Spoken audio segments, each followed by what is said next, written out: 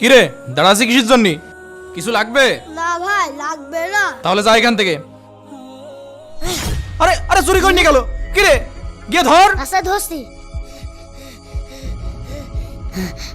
আরে ভাই তুই তো দুদিন কিছুই খেতে পারিস নি, এই দা তোর জন্য খাবার নিয়ে এসেছি। আরে খাবার? হ্যাঁ এই তোরা নিজেরা খাচ্ছিস, আমার কথা মনে নেই? দে। হাই হাই কি অবস্থা, ঈদের টাকা বরং আমিই দিয়ে দিই। হ্যাঁ তাড়াতাড়ি যাই। মহাজন। কিরে গিয়েছিলি বাড়ির উপরে? হ্যাঁ বাড়ির ওপর গিয়েছিলাম, আর গিয়ে টাকা এনেছি। এই নিন। ভালো করেছিস, সাহস কত বড়, আমার দোকান থেকে চুরি করে না? এবারে দিকে আসুক, একদম ঠ্যাং ভেঙে গুঁড়ো করে দেবো বলে।